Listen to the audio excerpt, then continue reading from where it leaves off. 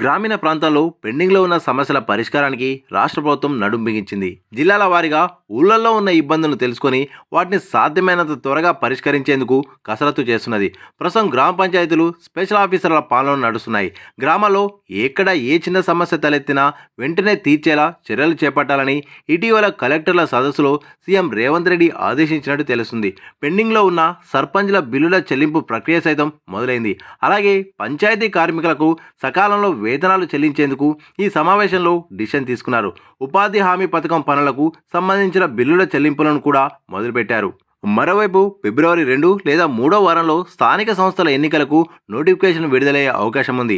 ఈలోపు గ్రామాల్లో పెండింగ్లో ఉన్న సమస్యలని పరిష్కరించాలని ప్రభుత్వం టార్గెట్ పెట్టుకున్నది. ప్రధానంగా పంచాయతీలో ఉన్న శానిటేషన్ సమస్యను యుద్ధ ప్రాతిపదికన పూర్తి చేయాలని కసరత్తు చేస్తున్నది.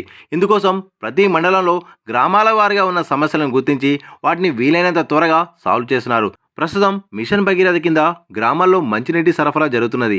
ఏదైనా అత్యవసర పరిస్థితుల్లో నీటి సరఫరాలో ఇబ్బందులు తలెత్తితే వెంటనే ప్రత్యామ్నాయ మార్గాల్లో అందించేందుకు ప్రణాళిక సిద్ధం చేస్తున్నారు.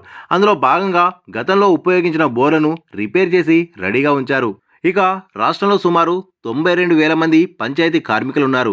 వీరికి ప్రతి నెల 1వ తేదీన వేతనాలు చెల్లించేందుకు కావలసిన ఏర్పాట్లు చేయాలని ఇటీవల జరిగిన రివ్యూలో సీఎం రేవంత్ రెడ్డి ఆదేశించిన విషయం తెలిసిందే. ఇప్పటికే పెండింగ్లో ఉన్న జీతాలు చెల్లించడంతో పాటు ఇక నుండి రెగ్యులర్గా ఇచ్చేందుకు అధికారులు ఏర్పాటు చేస్తున్నారు. కార్మికులకు ప్రతి నెల వేతనాలు ఇవ్వడం వల్ల గ్రామాల్లో పారిశుద్ధ్యం, మంచినీటి సరఫరాలో ఎలాంటి ఇబ్బందులు తలెత్తమనే చర్చ జరుగుతున్నది.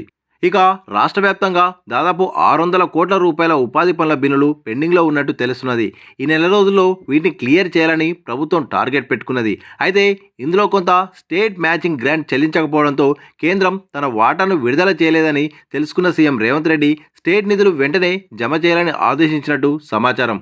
మరోవైపు బీఆర్ఎస్ హయాంలో సర్పంచులు పలు అభివృద్ధి పనులు పూర్తి చేశారు. కానీ వాటికి బిల్లులు మాత్రం చెల్లించలేదు. కొన్ని చోట్ల ఆర్థిక శాఖ అనుమతి లేకుండానే పనులు చేశారు.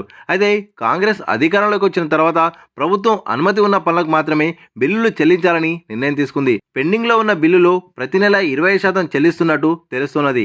ఈ నెలలో దాదాపు 200 కోట్లను మాజీ సర్పంచులు చేసిన పనులకు చెల్లించినట్టు సమాచారం. వచ్చే నెల దాదాపు 200 నుండి 250 కోట్ల రూపాయల బిల్లులను ఆర్థిక శాఖ కేటాయించే అవకాశం ఉంది.